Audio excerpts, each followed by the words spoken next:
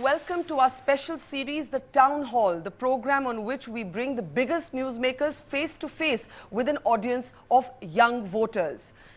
As we continue to debate the performance of the Modi government as it finishes 1 year in office, our guest today is one of the senior-most faces of the government as well as of the BJP. Previously, he has been party president of the BJP. Please welcome today with a big round of applause the Transport, Highways and Shipping Minister, Nitin Gadkari.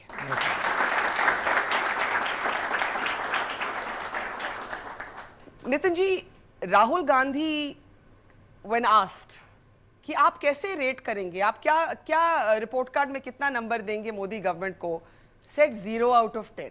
अब मैं वही सवाल आपसे पूछती हूँ, as you approach 1 year, कितने number देंगे? देखिए, मैं अपनी एक फिलोसॉफी को मानता हूँ कि no one is perfect and no one can claim that he is perfect. उत्तम, अधिक उत्तम, सर्वोत्तम अप टू इन्फिनिटी. और दूसरा, जीवन में एक बात सबने याद रखनी चाहिए कि अपने खुद का मूल्यांकन हमने ही खुद ने कभी नहीं करना चाहिए. तो you will not give yourself any marks? मैं कहूंगा कि ये हमारा मूल्यांकन करे और ये हमारी अच्छी और बुराई की दोनों बातें हमको बताए. तो उनकी टिप्पणी पर क्या बोलेंगे आप, जो अमेठी जाके बोलते हैं 0 out of 10 is the score card? उनकी बात को सीरियसली लेना नहीं चाहिए. देखिए, आपको बताता हूँ. पहली बात तो ऐसी है कि पूरे कांग्रेस वालों को हमने बेरोजगार कर दिया है. राहुल गांधी जी के राज्यों की भी सरकारें चली गई, दिल्ली में 0 भी आया है. और बेचारे थोड़े दुखी भी हैं और इसलिए दुख और दर्द के इस माहौल में कभी कुछ बोल भी बैठते हैं तो उनको उदार अंतःकरण से माफ कर देना चाहिए, उसको सीरियसली नहीं लेना चाहिए. आपने बोला we don't have to take Rahul Gandhi seriously, पर मैं आपसे बोलती हूँ कि ऐसा लगता है दैट राहुल गांधी जो छुट्टी से वापस आए हैं, बड़ा एनर्जाइज होके पार्लियामेंट में भी बहुत बोले और बहुत से मिनिस्टर्स, आपके सीनियर मिनिस्टर्स खड़े हो गए उनको रिबट करने के लिए, तो obviously you are taking him seriously. Obviously he has made you just a little nervous. नहीं, मुझे लगता है, देखिए, हमारे घर पे एक छोटा बच्चा मेरे यहाँ हुआ है, जैसे मेरे बच्चे को, तो वो चलने लगा तो हम बोल रहे थे बंडू आओ, फिर वो 3 चक्के की गुड़गुड़ी लेके चलने लगा. हाँ, वो चलने लगा. वैसे कांग्रेस पार्टी के नेता जब राहुल जी बोलते हैं, अब राहुल बोले ऐसा कहते तो ये क्या है कि राहुल जी के बारे में ही उनको कांग्रेस ने नेता करके स्वीकारना चाहिए या नहीं स्वीकारना चाहिए, इसमें कांग्रेस में अंतर्गत बंद है. तो ये जो मेडिकल में जैसे MBBS की डिग्री होने के बाद 2 साल की इंटर्नशिप जैसी होती है, वैसे उनकी पॉलिटिकल इंटर्नशिप है प्रेसिडेंट बनने के पहले की. देखो, आप में टैलेंट है. People, country and the world recognise you as a best journalist. अब लोग ये होगा से कि आपकी माँ भी जर्नलिस्ट थी. मेरे पिताजी नेता नहीं थे और मैंने किसी का कटआउट नहीं लगाया, किसी के गले में मैंने हार नहीं डाला कभी और अपना बायोडाटा किसी को दिया नहीं. पर ऐसा है कि इस देश में ऐसा हो रहा है कि कुछ पार्टी ऐसी है जो पिता पुत्र की पार्टी है, कुछ माँ बेटों की पार्टी है, कुछ मालक है, कुछ मालकिन है, कुछ 1 मैन शो है. तो ये जो परिवारवाद की राजनीति है, इसमें क्या होता है कि आपकी कॉम्पिटेंसी कितनी है नहीं है, इससे ज़्यादा भी आप इनके पुत्र हो, इनके नाती हो, इसलिए वो पार्टी के कार्यकर्ता आपको स्वीकारते हैं.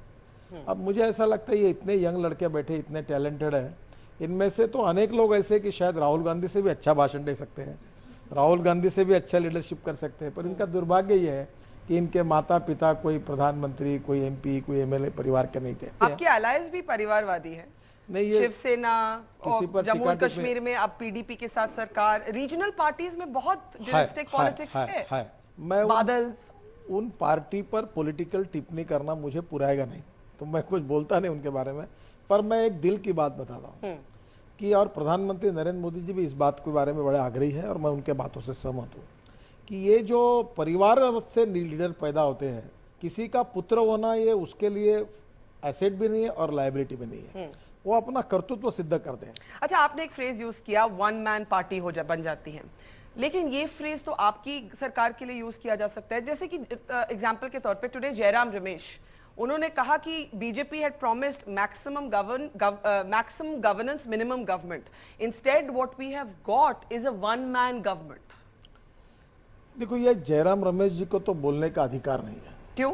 जो Congress party Indira is India and India is Indira कहकर जिनकी जिंदगी चली गई, और जो सोनिया गांधी और राहुल गांधी इनके परिवार के जैसे कोई सर्विस करने वाले लोग इस प्रकार का राजनीति में व्यवहार करते हैं, ऐसे लोगों को वन मैन पार्टी करने का अधिकार है। दूसरी मैं बीजेपी की बात बताता हूँ। मैं बीजेपी का अध्यक्ष था और मैं आपको बताता हूँ बीजेपी में बहुत ज़्यादा लोकतंत्र है। और आज आपको बताता हूँ, आज भी हम प्राइम मिनिस्टर के साथ 3 घंटा बैठे थे। But would you disagree with the Prime Minister? Is there space to express पहली बात, disagreement with prime Narendra minister Modi? के बारे में जो इम्प्रेशन पैदा करने की कोशिश की जा रही है कि वन मैन है और वो कहते हैं वैसा सब चलता है। गवर्नमेंट को ही मोदी सरकार बोलते हैं, बीजेपी सरकार नहीं बोलते। देखो, अटल बिहारी वाजपेयी को भी ये कहते थे कि अटल जी की सरकार। एक बात में जब मनमोहन सिंह गवर्नमेंट तो नहीं बोलते थे। ये बराबर है, इसका कारण लोगों को सोनिया जी की सरकार लगता था, मनमोहन सिंह जी का कभी लगा नहीं। ये सच्चाई है, क्योंकि कांग्रेस पार्टी सोनिया जी के नाम से जानी जाती है, भाजपा एक समय अटल जी अडवाणी जी के नाम से जानी जाती है, अब नरेंद्र मोदी जी के नाम से जानी जाती है।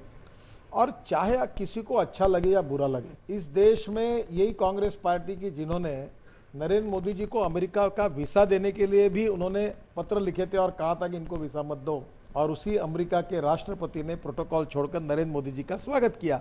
आपने भी मीडिया में उनको जितनी धुलाई करनी चाहिए उतनी कोई कसर नहीं छोड़ी। उसके बावजूद चाहते हुए या न मीडिया चाहते वालों से क्या नाराजगी है बीजेपी नहीं, को? ऐसा नहीं, मैं उससे नाराजी नहीं है, पर नरेंद्र मोदी जी की उस समय धुलाई करने में कोई कसर लोगों ने छोड़ी नहीं। But isn't it true that Mr. Modi centralizes power, that this is the strongest Prime Minister's office in many years, कि ministers कुछ डरते हैं नरेंद्र मोदी से? आप डरते हैं नितिन गडकरी जी? बिल्कुल नहीं डरता। मैं तो कभी भी उनके व्यू पॉइंट के विरोध में अपनी बात कहता हूं। देखो, आजकल क्या हुआ, रास्ते पर झगड़ा करना दो नेताओं ने, इसको लोकतंत्र कहा जाता है। मतभेद होने चाहिए, मनभेद नहीं होने चाहिए। और कभी कभी साफ, अभी आप मेरी बात पर विश्वास नहीं, पर आप मेरे पर रख सकती, इसका कारण आपको मालूम है कि मैं झूठ और ऐसा कभी नहीं, मैं बहुत साफ बोलने वाला हूँ। मैं सच्चाई में बताता हूँ कि बहुत बार हम उनको कहते हैं कि ये मुझे लगता है ऐसा नहीं करना चाहिए, ये गलत है, ये मुझे लगता है। फॉर एग्जाम्पल, हाँ, कोई उदाहरण? यही प्रॉब्लम है कि इन व्यक्तिगत बातचीत की चर्चा हम सार्वजनिक जगह पर नहीं करते। इसके कारण लोगों को लगता है कि हमारे यहाँ कोई तो भी ऑर्डर देता है और सब पालन करते हैं। अच्छा, आपने राहुल गांधी का मजाक उड़ाया, ऑडियंस हंसी भी, ठीक है, मजाक उड़ाया, ये आपका हक है एज अ पॉलिटिकल ऑपोजिशन, मैंने मजाक पॉलिटिकल अपोनेंट, चले जो भी है। मैं आपसे सवाल कुछ और है। Rahul Gandhi has used a phrase जो कैची हो गया है, सूट बूट की सरकार। ये कहीं इस स्लोगन से चोट पहुंची है? इसके दो मीनिंग्स हैं, एक तो reference to Narendra Modi the prime minister suit जो कि ऑक्शन में बिक गया, दूसरा कि भाई ये प्रो कॉर्पोरेट गवर्नमेंट है। उन्होंने और कहा ना 15 लाख रुपए का सूट पहनते हैं। तो मैंने पूछा ना एक इंटरव्यू में, भाई सूट का बिल आपने दिया क्या? कौन से टेलर में सिलाया? अब आपको इसका रिसर्च अरुण जेटली जी ने किया है। और ये नरेंद्र मोदी जी पर बहुत अन्याय करने वाली घटना है। नरेंद्र मोदी जी के गुजरात में एक वो जो गुजरात के गांव में एक मंदिर में जब रहते थे, तो उनका एक परिवार के साथ बड़ा संबंध आया था, और उन व्यक्ति ने बाद में अपने जीवन में वही आदिवासियों के लिए अपना काम करना शुरू कर दिया। अब उनका मृत्यु हो गया, तो एक बार उनके लड़के आए और वो अच्छा बिजनेस कर रहे बड़े बड़े, तो उन्होंने शादी की पत्रिका दी और उसके साथ एक सूट का कपड़ा दिया। तो वो कपड़ा उन्होंने दिया और उन्होंने कहा कि शादी में आपको आना पड़ेगा, और वो 26 जनवरी के समय का था, तो वो बोले कि मैं तो इस समय नहीं आ पाऊंगा। पर वो कपड़ा दिया तो बोले आप इसको सिलाइए, पिताजी हमारे नहीं है और आप हमारे लिए आधार है। आप और उनके बड़े घनिष्ठ संबंध थे, भावनात्मक संबंध थे। तो मोदी जी ने तुरंत अहमदाबाद में कहा कि ये सूट बनाओ। वो सूट उन्होंने पहना, उनको भी पता नहीं था इस पे कोई नाम लिखा हुआ है, उन्होंने देखा नहीं। पर थैंक्स टू मीडिया, आप बहुत ही होशियार लोग हो। वो उसके ऊपर अभी मेरा प्रिंटिंग के ऊपर अंदर में क्या लिखा हुआ है, आपके वहाँ गडकरी मेरे यहाँ कहीं लिखा नहीं है। तो उन्होंने उसको फोटो निकाल कर वो लाया। एक्चुअली वो एक सिंपल कपड़ा था, और शादी के पत्रिका के साथ एक परिवार ने प्रेम के साथ उनको But do you concede that it hurt the image and it gave Rahul Gandhi the opportunity कि वो आपको बोले सूट बूट की सरकार? देखिए, कांग्रेस की दो स्ट्रेटेजी है। पहली स्ट्रेटेजी ये है कि वो सबको ये प्रूव करना चाहते हैं कि ये सरकार माइनॉरिटी के खिलाफ है और ये सरकार शेड्यूल कास्ट के खिलाफ है और गरीबों के खिलाफ है। हाँ, और दूसरी स्ट्रेटेजी ये है कि गांव गरीब मजदूर किसान के खिलाफ है। ये अडानी, अंबानी, टाटा, गोदरेज और ये बड़े उद्योगपतियों की सरकार है, सूट बूट की सरकार है, कारपोरेट की सरकार है। 47 में समाजवाद, साम्यवाद और पूंजीवाद, तीन बातों के पीछे देश घूम रहा था। नरेंद्र मोदी जी ने गुजरात के विकास मॉडल के साथ 14% agriculture growth rate, 20% water reserve बढ़ाया, 5 लाख चेक डैम बनाए, नर्मदा सरोवर बनाया, और गुजरात का GDP, per capita income, agriculture growth rate, employment potential बढ़ा के दिखाया। शिवराज सिंह चौहान ने फर्स्ट अवार्ड मिला देश में उनको, 23% कृषि विकास का दर आया।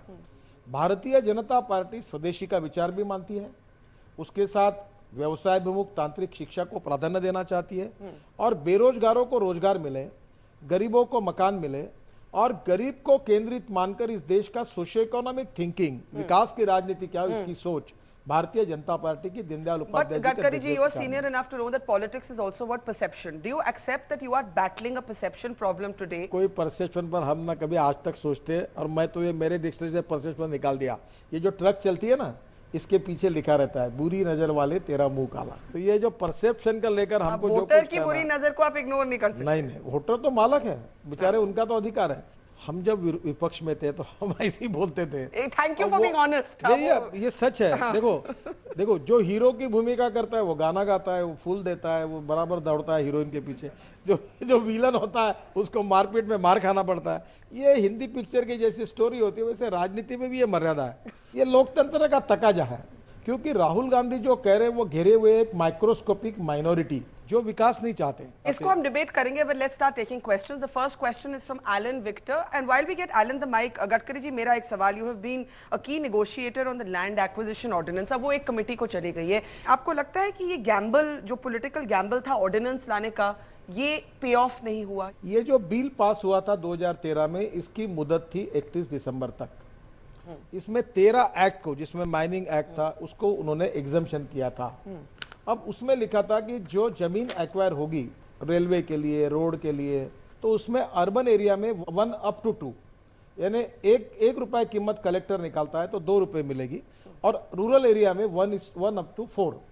अब हमने इसको अप टू को भी निकाल दिया है और एक परिवार में एक नौकरी देने का वादा किया, और हमने केवल 5 बातें अमेंडमेंट करके इसको जोड़ी है। Let's hear Alan's question. The BJP has taken the land acquisition bill seriously, but I personally think, and this is again a perception issue, that it might probably bring in a sort of a zamindari system of 21st century run by a corporate zamindar.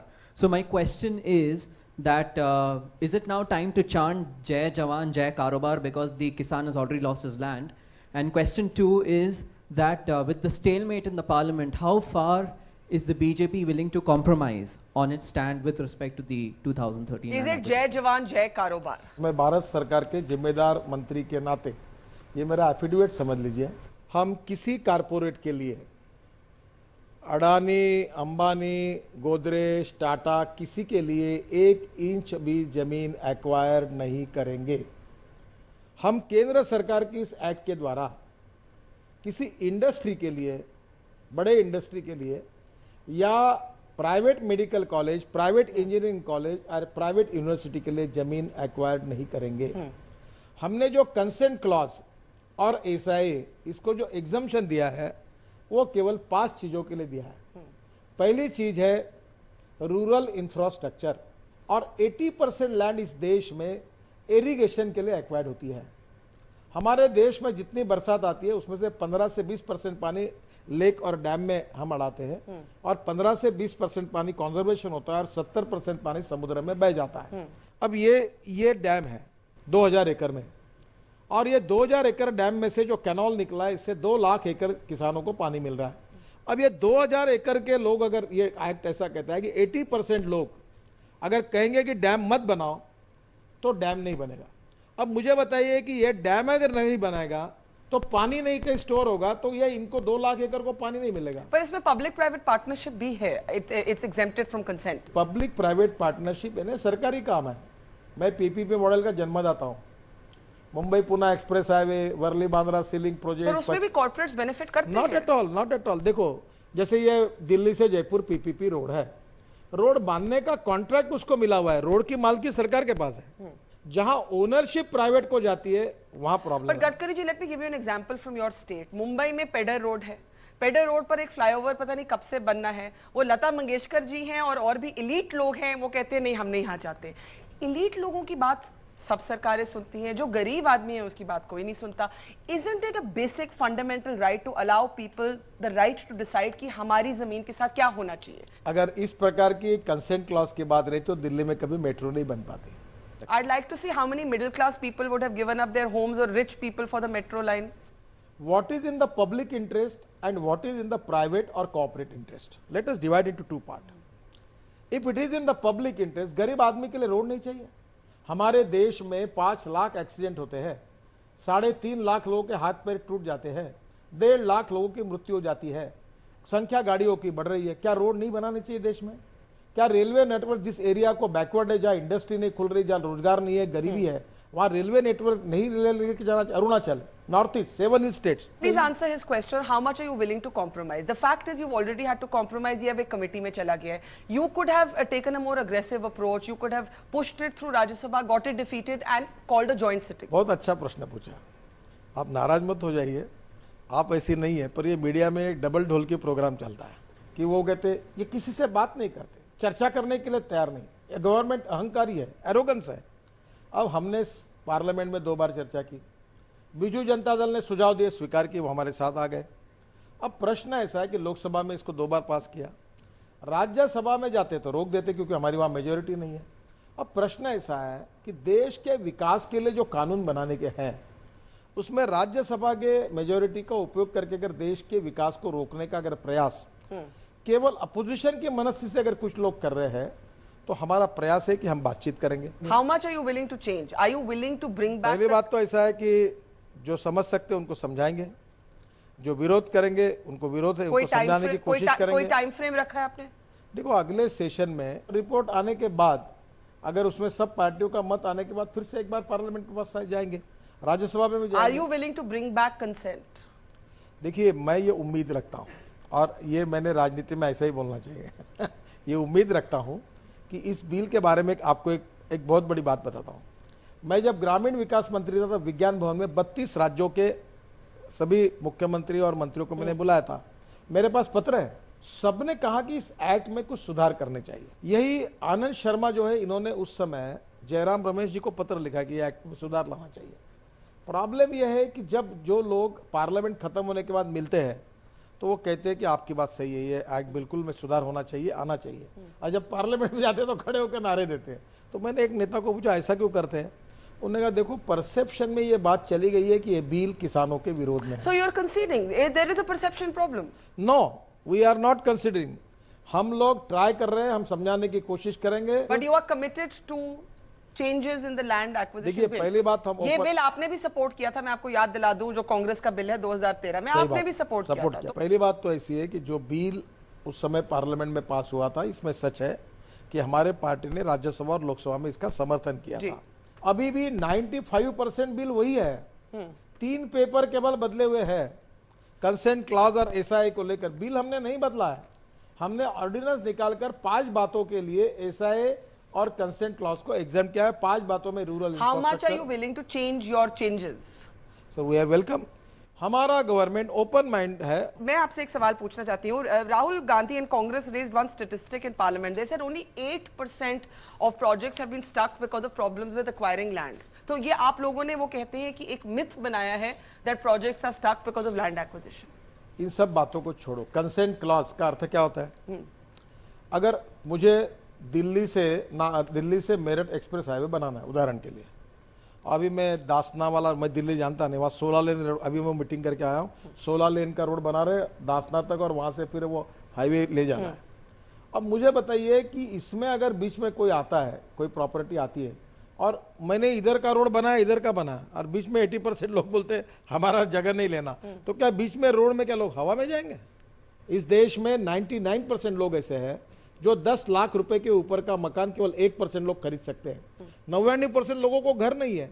अब ये गरीबों को 2022 के पहले 99% लोगों को घर बनाना है, तो घर क्या हवा में बनाएंगे? घर के लिए जगह नहीं Let's take the question from Mohit. Mohit, please. Hello, sir.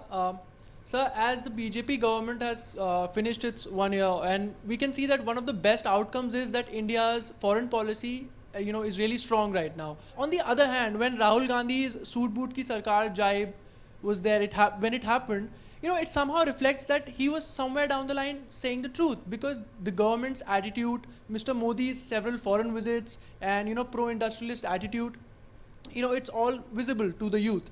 So why is it that BJP Sarkar is primarily way too much focusing on just the external issues. जिन लोगों ने 1,88,000 करोड़ का घोटाला करके कोल माइंस जिन जिन उद्योगपतियों को दी थी, उसमें एसआई भी नहीं किया था, कंसेंट क्लॉज भी नहीं किया था, वो गरीबों के मसीहा है। और वो ऑक्शन करके हमने 2 लाख करोड़ देश के खजाना में लाए। जिन्होंने स्पेक्ट्रम को लुटा दिया था फर्स्ट कम फर्स्ट सर्व के आधार पर और नोशनल लॉस करके कहा था, 1,03,000 करोड़ रुपए हमने स्पेक्ट्रम को ऑक्शन करके देश में खजाने में लाए। हमने कोई कारपोरेट को मदद नहीं की, हम कारपोरेट की सरकार। और जिन्होंने नोएडा में और अपने गुड़गांव में जो पूरी जमीन किसानों की एक्वायर्ड करके बड़े बड़े किसानों को दिया उनके सरकार के कार्यकाल में, और वाडेरा के कंपनी को कोई कंसेंट क्लॉज ऐसा लगा के नहीं दी, वो गरीबों के मसीहा।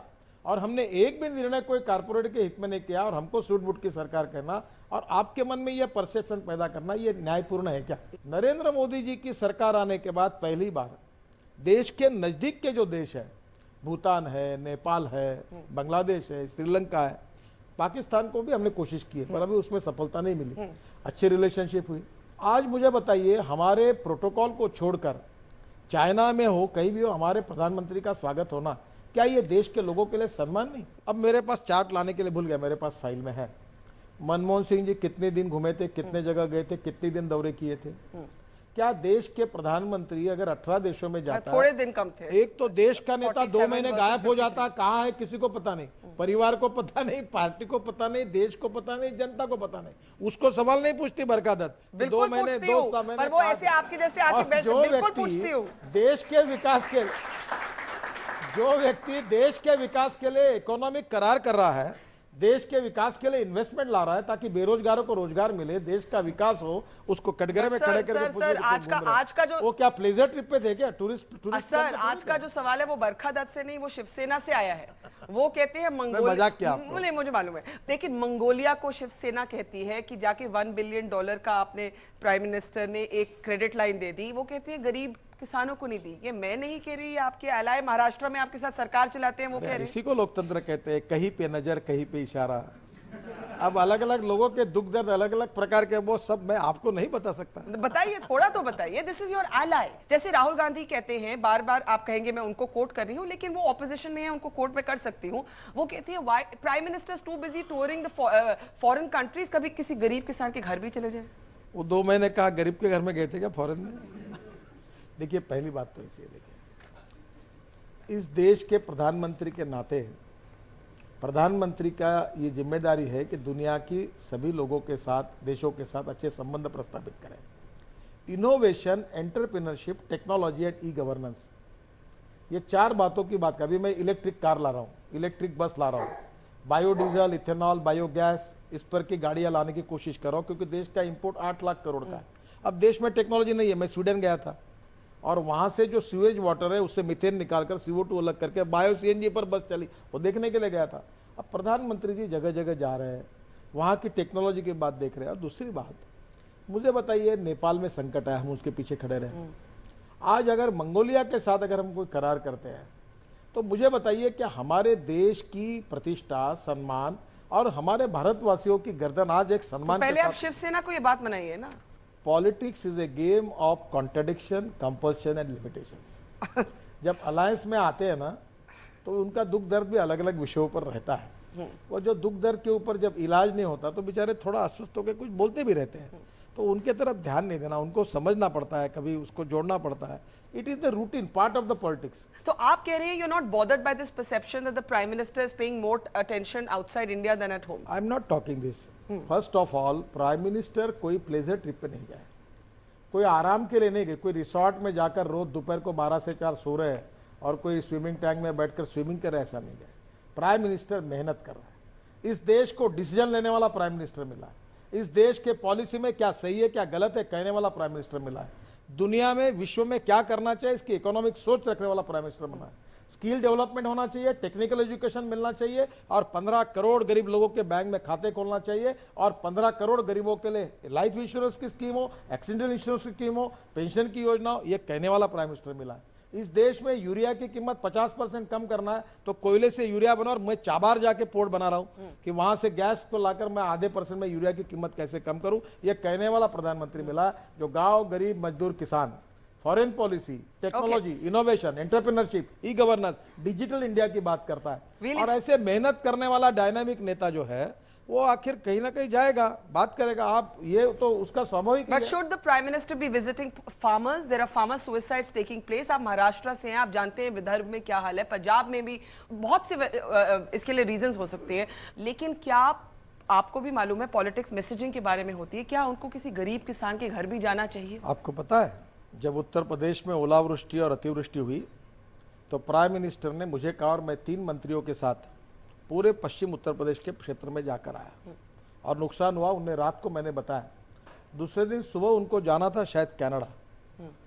तुरंत जाने के पहले उन्होंने 1.5 गुना 2 गुना वो रकम करके निर्णय करके वो गए। प्रधानमंत्री की सुरक्षा, उनको कहीं जाना उसकी अब प्रधानमंत्री बनने के बाद मर्यादा भी आती है। हमारे विदर्भ में यवतमाल जिले में जब किसान आत्महत्या कर रहे थे, जो नरेंद्र मोदी हमारे नेता थे, उनको हम वहां लेके गए थे। और देखो आज किसान दुखी है, किसान बहुत त्रस्त है। मैं किसान हूं क्योंकि मैं किसानों में काम करता हूं। फिर आपको खतरा नहीं कि किसान आपसे नाराज होंगे? क्योंकि चाहे आप उसको डिसइंफॉर्मेशन कहें या करेक्ट इन्फॉर्मेशन कहें, किसानों की बात में ये मन बैठ सकती है कि बीजेपी की जो सरकार है वो हमारे बारे में सोचती ही नहीं।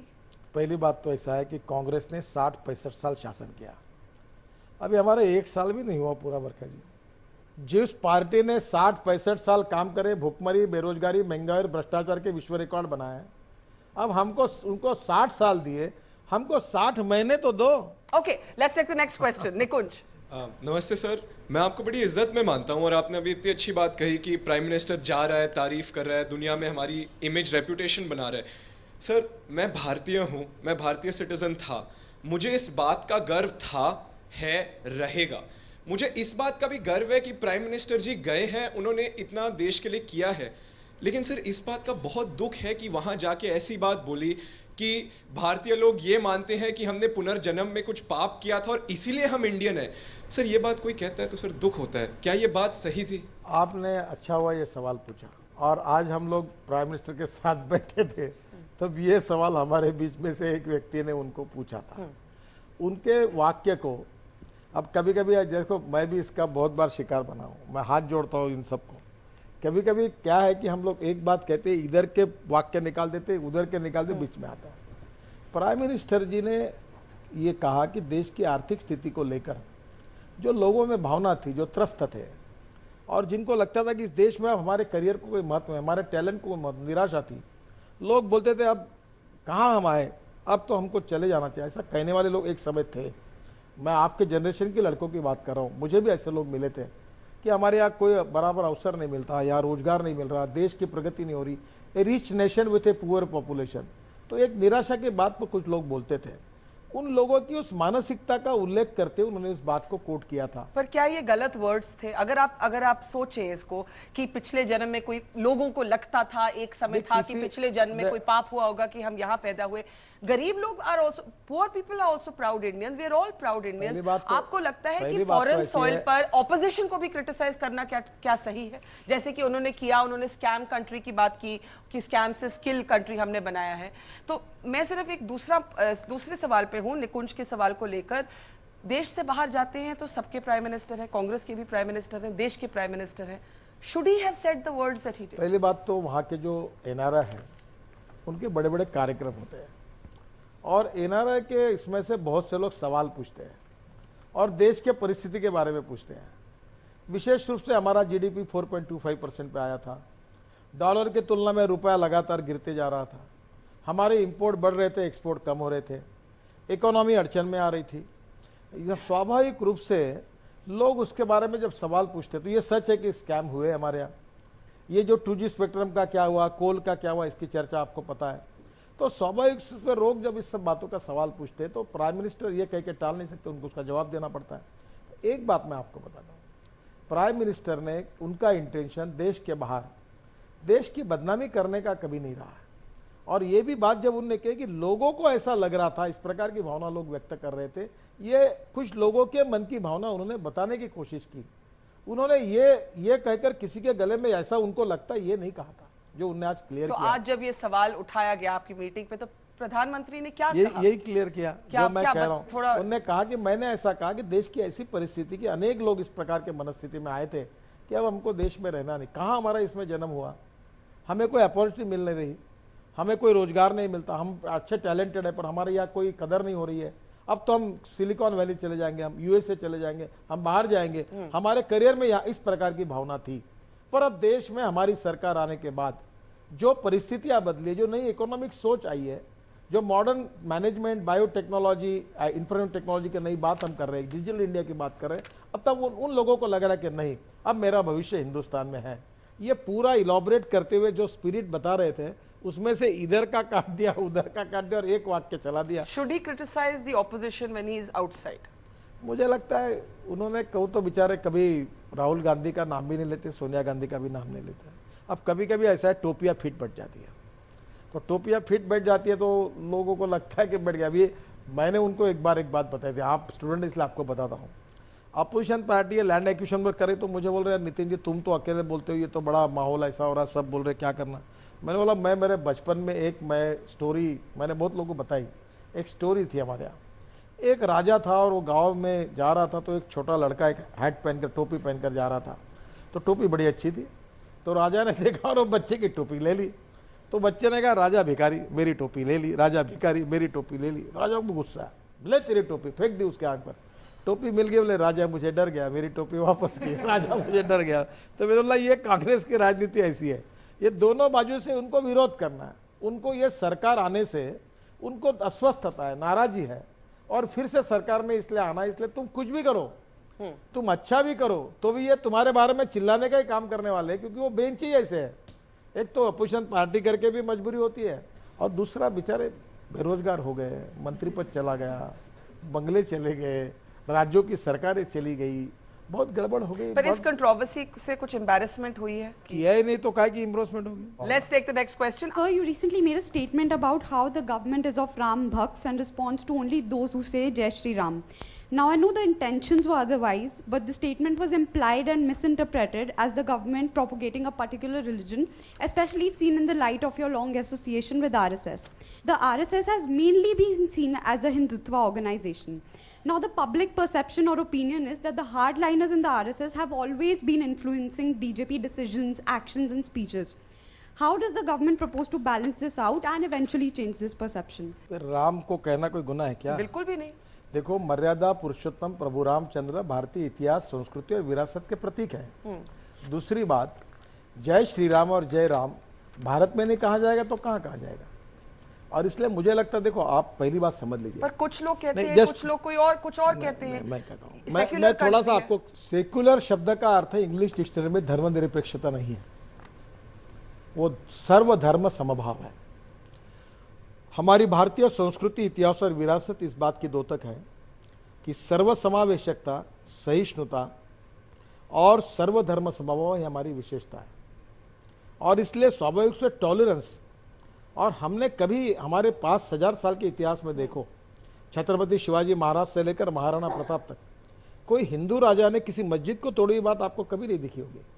और इसलिए आज हमारी संस्कृति, इतिहास, विरासत, मैं जैसे महाराष्ट्र में छत्रपति शिवाजी महाराज का फोटो लगाकर भगवान जैसा मानते हैं, प्रभु रामचंद्र, महाराणा प्रताप, अब ये हमारे लिए एक आइकॉन है और हम उनको, उनके जीवन को आदर्श मानते हैं।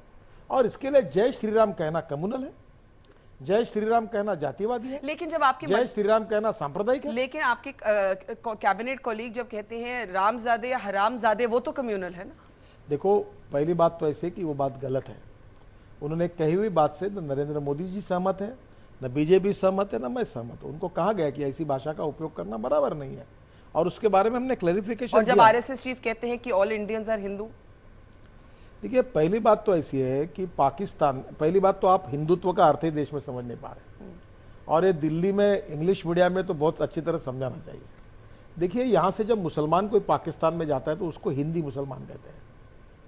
हिंदुस्तानी का शब्द अगर यहाँ से कोई भी धर्म का व्यक्ति जब बाहर जाता है तो उसका हिंदुस्तानी करके उल्लेख किया जाता है। इसका कारण यह है कि पुराना इतिहास ऐसा था। मुझे बताइए, एक महाराष्ट्र में बहुत बड़े नेता थे कांग्रेस के, अभी उनका निधन हो गया, और महाराष्ट्र के मुख्यमंत्री भी थे, मुस्लिम थे। तो एक बार मुझे कह रहे थे, बोले नितिन तुम क्या बता रहे हो, मैं कोकणस्थ ब्राह्मण हूँ, करंदीकर हमारा नाम था, हम कन्वर्शन हो गए इसलिए मुसलमान हो गए। अब कश्मीर में ऐसा हुआ है, अब पहली बात तो ऐसी है कि ये सच है कि आज आपको पता है कि सलमान खान है, उसकी माँ हिंदू है, उनके घर में गणपति बैठता है और वो घर में सभी को, यानी वो बड़ा मॉडर्न परिवार है, उसका परिवार जो उसके माँ बाप और बड़े अच्छे लोग हैं, मैं थोड़ा जानता हूँ उनके बारे में, और बड़ा सब अपना अपना काम करते हैं। गणेश जी का भी पूजा होती है। मेरा कहना यह है कि पहली बार हिंदू संस्कृति, हिंदू ये संकुचित शब्द नहीं है। हिंदू का मतलब एंटी मुस्लिम नहीं होता है। हिंदू का मतलब भारतीयता के साथ और भारतीय के साथ होता है। और संघ यह कहता है कि संस्कृति सबकी एक चिरंतन पुरखे जिसके हिंदू है, विराट सागर समाज अपना हम सब इसके बिंदु है। उनका कहना यह है कि उपासना पद्धति बदल गई, पर एक समय इनके पूर्वज तो हमारे ही थे। हम सब एक है, हमारा खून एक है, हमारा इतिहास एक है, हमारी विरासत एक है, पर उन्होंने बाद में धर्म बदल दिया, इसलिए पर एक परसेप्शन है कि आरएसएस में भी कुछ लोग सरकार से नाराज हैं। अब आप तो संघ के ही लीडर माने जाते हैं, आरएसएस के करीब है। अरुण शौरी जी आरएसएस के करीब मैं जीन की पैंट पहनता हूँ, मैं एकमात्र आदमी हूँ जो बीजेपी में पैंट शर्ट पहनता है और मैं धोती कुर्ती, तो मैं कैसा आरएसएस का पक्का आदमी हूँ? पर आप है, ये तो आप मजाक कर रहे हैं। अरुण शौरी जी जो आरएसएस के करीब माने जाते थे, उन्होंने बड़े क्रिटिसिज्म की है आपकी सरकार की। तो अरुण शौरी के बयान को आप कैसे दे सकते हैं? Do we see this as reflecting the feelings of the RSS कि आरएसएस में भी थोड़ी नाराजगी है? पहली बात तो ऐसा है कि अरुण शौरी जी बहुत विद्वान और बहुत जीनियस पत्रकार है, और उन्होंने कोई बात कही होगी तो हम लोग जरूर उसमें सोचेंगे कि हमको क्या सुधार करना है। पर अरुण शौरी जी के बयानों को आरएसएस के साथ जोड़ना बराबर नहीं है। अब जहाँ तक अभी नागपुर में तृतीय वर्ष चालू है, अभी सब लोग मिलने के लिए आते हैं, तो ये चर्चा होगी कि बहुत लोग नाराज है, नितिन गडकरी नाराज है, राजनाथ सिंह नाराज है, मनोहर पर्रिकर नाराज है, क्योंकि सब मिलने जा रहे थे भागवत जी तो को। मैंने पूछा भागवत जी को कि ये आपने सबको समय दिया, तो उन्होंने ऐसा कहा कि तृतीय वर्ष के समय में 8 दिन नागपुर में रहता हूँ, तो जो भी कोई मुझे देश से मिलना चाहते तो मैं उनको नागपुर का समय देता हूँ। ये मनोहर पर्रिकर जी पहले संघ चालक थे बीजेपी में आने के पहले, तो संघ के स्वयंसेवक है। अब हम लोग संघ के, मैं संघ का स्वयंसेवक हूँ, छुपाता थोड़ी हूँ, तो मैं सरसंघ चालक को आशीर्वाद देने के लिए, प्रेरणा लेने मिलता हूँ। पर वो आइडेंटिटी सरकार के बाहर आपको छोड़नी पड़ेगी ना, जो आपकी आरएसएस की बैकग्राउंड है, that should not effect your performance as a minister or your decisions as a minister. मुझे मान्य नहीं बात। RSS is a part of my life conviction. मैं स्वयंसेवक हूँ, मेरी ये विचारधारा है। How does it impact your politics? आपकी पॉलिटिक्स पर इसका क्या असर है? क्या भारतीय संविधान में लिखा है कि आरएसएस की सोच रखने वाला मंत्री नहीं बन सकता? मैं पूछ रही हूं, there is a perception that the RSS influences policy of the government. पहली बात, आरएसएस कोई इन्फ्लुएंस करता नहीं, कोई डायरेक्शन देता नहीं, कोई निर्णय करता नहीं। अगर 1 घंटा चर्चा होने के बाद अगर उनके 2 इंटरेस्ट के कभी विषय, एक तो एजुकेशन का होता है या कभी डिफेंस का होता है। अभी मैं चाबार में गया था, वो पोर्ट बना, तो मुझे पूछा क्या हुआ, कैसा हुआ, वो चाबार से अफगानिस्तान से रशिया तक जा सकते। देखिए, पहली बात देश की सुरक्षा, राष्ट्रवाद और राष्ट्र सर्वोपरि, ये आरएसएस का विचार है। दूसरी बात, मुझे बड़ा दुख और दर्द एक बात का है, और इसलिए मैं छोटी सी तकरार आपको करूंगा। कभी कभी क्या होता है ये दिल्ली में कि तुम कैसे हो इससे अच्छा तुम कैसे दिखते हो इसको महत्व प्राप्त होता है, और मेरे से सीधे लोगों को दिल्ली में बहुत बार शिकार बनना पड़ता है। संघ के साथ इतना अन्याय होता है और संघ के बारे में इतने मिसकंसेप्शन फैलाए जाते हैं कि लोगों के मन में इतना कंफ्यूजन क्रिएट हुआ है। और मैं आप सब लोगों को और आपको प्रार्थना करूंगा कि आप संघ का रिसर्च करिए, संघ के बिल्कुल डिटेल में जाइए। देखो, मैं मॉडर्न थिंकिंग का हूँ, मैं डिजिटल इंडिया की बात करता हूँ, मोदी जी डिजिटल इंडिया की बात करते हैं, टेक्नोलॉजी की बात करते हैं, बायोफ्यूल की बात करता हूँ, मैं ऑर्गेनिक फार्मिंग की बात करता हूँ, मॉडर्नाइज की बात करता हूँ। मैं संघ का स्वयंसेवक हूँ, और संघ के बारे में ऐसा कोई एक बहुत पुराणवतवादी कोई इस प्रकार की इतने मिसकंसेप्शन है। एक दुर्भाग्य हमारे साथ जुड़ा हुआ है, image versus reality and ground reality versus perception. Okay, next question, Priyadarshini, let's get the mic to Priyadarshini, please. Yes. My question is regarding the recent issues in Maharashtra. The Maharashtra state government seems to be kind of making their, imposing certain rules on what people should eat. I'm referring to the beef ban, and what people should watch in multiplexes. I'm referring to the screening of Marathi language films. What's your take on this, sir? क्या सरकार को हमें बताना चाहिए कि हम क्या खा सकते हैं और हमें क्या देखना चाहिए? बिल्कुल नहीं बताना चाहिए। तो ये क्या बैन? ये बीफ का कोई बैन नहीं। क्या मतलब? पहली बात तो ऐसी है कि देखिए, ये जो बीफ के ऊपर बैन डालने वाली बात है, क्या किसने क्या खाना, ऐसा महाराष्ट्र सरकार ने कोई निर्णय नहीं किया। देखो, मैं आपको एक बात बता दूं, मैं ऑर्गेनिक फार्मिंग में काम करता हूँ, और गाय की गोमूत्र और गोबर से जो खाद तैयार होता है उससे ऑर्गेनिक फार्मिंग में बहुत अच्छा है, उसके 4 गुना कीमत मिलती है। हमारा 5000 किसानों का ग्रुप है। अब जानवर ही खत्म हो गए। अब गांव में गाय भी दिखती नहीं, भैंसे भी, जना इतना कटिंग हो रहा है जानवरों का कि हमारे यहाँ है नहीं है। क्या ये जानवरों की जान नहीं बचानी चाहिए? फिर सारे जानवरों की जैसे जान बचाइए। उदाहरण मैं नागपुर में हूँ, 350 टाइगर हमारे एक शहर को, नागपुर को टाइगर कैपिटल कहा जाता है। अब लोग वो टाइगर की जान बचाने के लिए हम लोग मूवमेंट चलाते हैं। आपने एनडीटीवी में बहुत अच्छा किया। तो पहली बात तो ऐसी है कि हमारे देश में जो जानवरों की कत्ल हो रही है उसको रोकने के बारे में निर्णय किया। आपने क्या बीफ खाना चाहिए, अभी मैं तो मेरे जैसा खाने का शौकीन नहीं है। अब मेरा वजन 35 किलो कम हुआ। रोज रात को अभी मैं जैसे कार्यक्रम खत्म होगा तो मैं आज सोचता हूँ कि मुझे आज क्या खाना है, इतना मैं खाने पर प्रेम करता हूँ। मेरे यहाँ एक कुक लाया मैंने 50,000 रुपये, मैंने कहा मुंबई से, अभी आ रहे वो चाइनीज मेरे ऑफिस में, सरकारी ऑफिस में बराबर 3 बजे 4 बजे कोई बनाते रहे, इतना मैं शौकीन हूँ। महाराष्ट्र सरकार ने पर कोई बंदी महाराष्ट्र नहीं। में पोजेशन ऑफ बीफ के लिए 5 साल जेल हो सकती है। देखिए, पहली बात तो महाराष्ट्र में बीफ खाने के लिए या इसके लिए कोई इस प्रकार की नहीं है। जो कत्ल हो रही थी जानवरों की उसके बारे में कानून बना हुआ है, और इसलिए मुझे लगता है कभी कभी ये मिसइंड। दूसरी बात जो आपने कही, हमारे अलगता में एकता, यही हमारी विशेषता। अलग भाषा, अलग वेश, फिर भी हमारा एक देश। देखिए, मैं मराठी हूँ, मैं मराठी नाटक देखता हूँ, मराठी साहित्य, मराठी संगीत, मराठी कविता मेरा प्रेम है। गुलाम अली पर भी मेरा प्रेम है। ये अदनाम सामी भी मुझे बड़े पसंद है। पाकिस्तानी गायक के दोनों। देखो, ये संगीत, साहित्य, कला, नाट्य, ये हर राज्य के संस्कृति के साथ जुड़ा हुआ है। अब मुंबई में क्या हुआ कि वहाँ मराठी पिक्चर ही नहीं लगते थे, और ये जो थिएटर में मराठी पिक्चर को प्रायोरिटी, क्योंकि उसमें इकोनॉमिक्स ठीक नहीं था। तो मुझे बताइए कि अगर तमिलनाडु में तमिल पिक्चर लगनी चाहिए, भोजपुरी पिक्चर को अगर बिहार में महत्व मिलना चाहिए, यूपी में मिलना चाहिए, और पंजाबी पिक्चर को पंजाबी में मिलना चाहिए, तो महाराष्ट्र में मराठी पिक्चर को भी लोगों ने देखना चाहिए। इसके लिए उसके लिए रिजर्व किया, तो क्या हम महाराष्ट्र में मराठी व्यक्ति के लिए पिक्चर देखेंगे नहीं? Okay, let's move on to the next question. Anant, we have only a few minutes left on the show. Let's get Anant the mic. Yes. You have been called a social entrepreneur, and you have started several social entrepreneurship projects. About 10 years ago, you started Purti, which was a sugarcane mill and was engaged in the sugarcane production. But over the last 10 years, it has expanded into several different areas, one of which is alcohol production, and it supplies to the UB group owned by Vijay Mallya. There are 70% of the shares are owned by 18 companies, which according to a lot of journalists who have conducted investigations cannot be traced.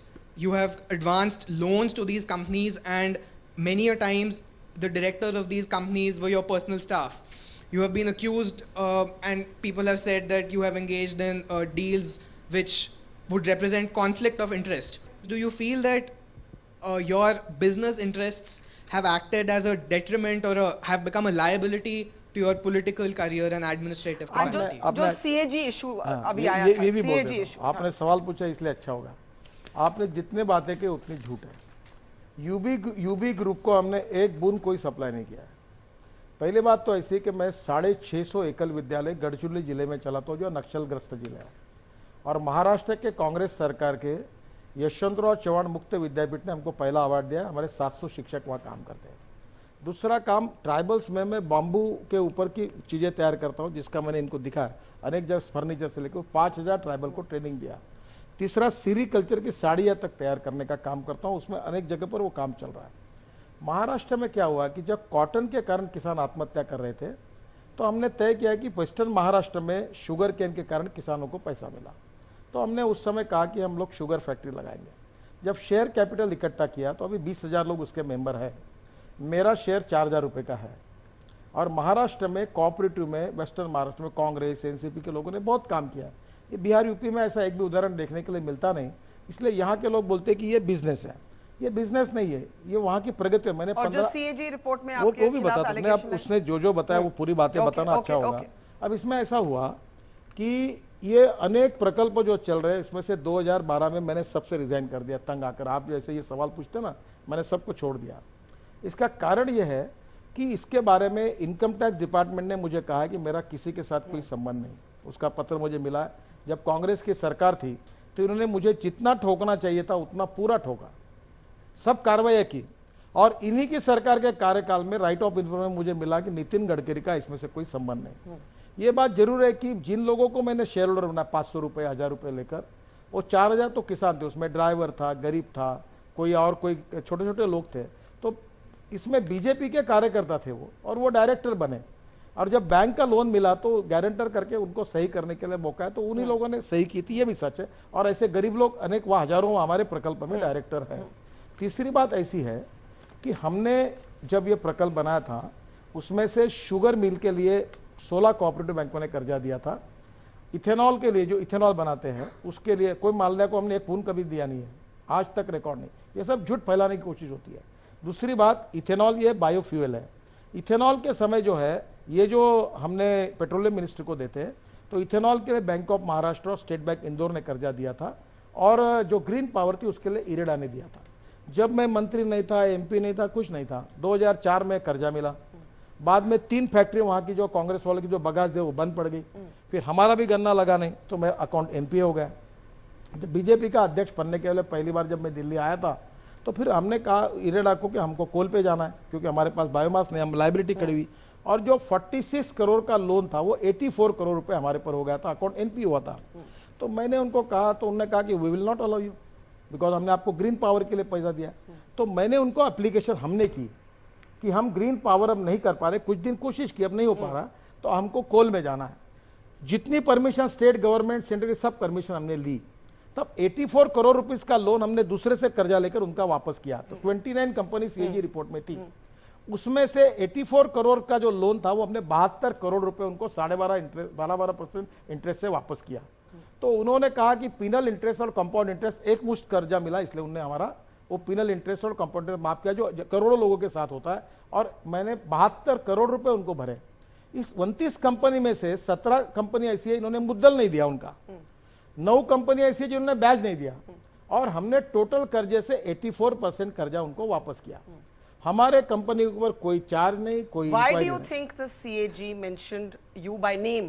देखिए, तो पहली बात तो ऐसी है कि मैं तो आपको भी आह्वान करता हूं, और सरकार में कांग्रेस को भी किया कि वह मंत्री पद का क्या, मैंने एक भी गलत काम किया तो मैं संसद के पद का भी रिजाइन करने के लिए तैयार हूं। इसका अगर मैंने कुछ किया ही नहीं। सीएजी के इसमें मैंने एक सवाल रेज किया है कि जो 2G स्पेक्ट्रम में जो कंपनियां थी जिनके ऊपर सीबीआई ने बाद में कार्रवाई की है, जिनको पकड़ा है, उन कंपनी के डायरेक्टर के नाम आपने सीएजी रिपोर्ट में नहीं डाले। कोल माइंस में जब आपने इतने कंपनियों ने, जिसके बाद सीबीआई ने बाद में उनको अरेस्ट किया, वो कोल माइन में उनके नाम नहीं डाले। बाद में वाड्रा के कंपनी का नाम आया, पर वाड्रा जिसमें है वो उनका नाम नहीं डाला। और मैंने लिया हुआ कर्जा लेना गुनाह नहीं, और कर्जा वापस करना गुनाह नहीं।